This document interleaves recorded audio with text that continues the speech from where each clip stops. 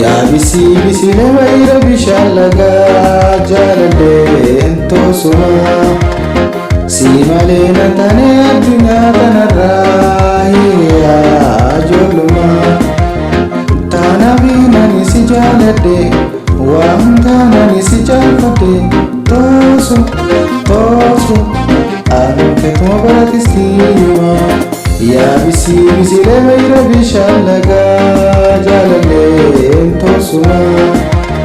si malee na taane addunyaa kanarraa hiriyaa ijoollummaa taanaaf nani si jaaladhe waan taanani si jaalfadhe toosu toosu akkatuma baratistima toosu toosu akkatuma baratistima.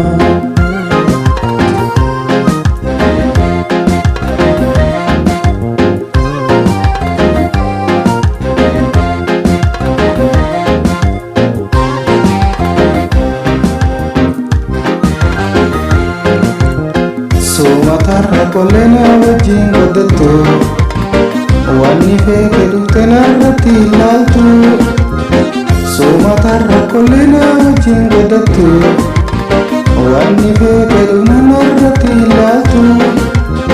faayitaan toqashtii bareeda uumamaa ansirra kaayyadhee abdiin tiisuma faayitaan toqashtii bareeda uumamaa asra khayyadhee abdiin tiisuma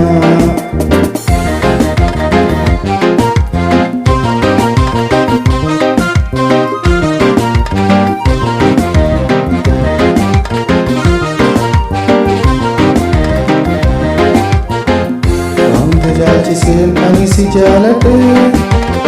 jiruuti guutuu asuma filadhe wanta jaalchiseen ani si jaaladhe jiruuti guutuu asuma filadhe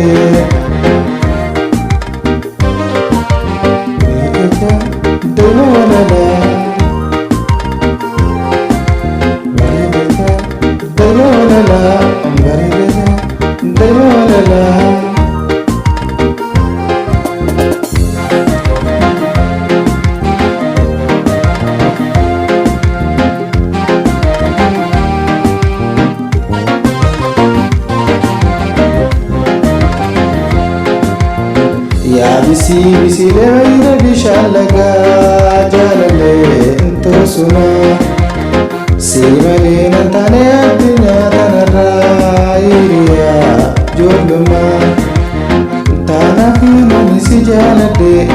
waan taanani si jaalfadhe toosu toosu akkatuma baratistima yaa bisii bisilee wayira bishaan lagaa jaaladheen toosuma si malee na taane addunyaa kanarraa hiriyaa ijoollummaa taanaaf nani si jaaladhe waan taanani si jaalfadhe toosu toosu akkatuma baratistima toosu toosu akkatuma baratistima.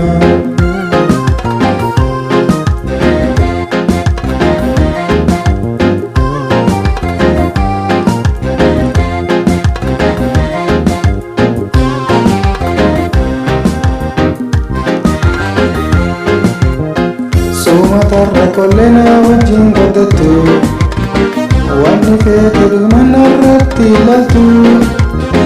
sumatarra kollena wajjin goddattu wanni feete dhufte narratti ilaaltu faayitaan toqashtii bareeda uumamaa ansirra kaayyadhee abdiin tiisuma faayitaan toqashtii bareeda uumamaa asra kaayyadhee abdiin tiisuma.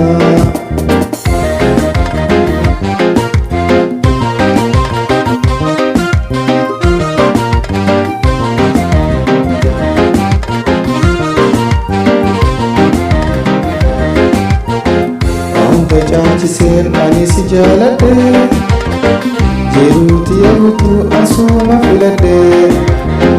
wanta jaalchiseen ani si jaaladhe guutuu asuma filadhe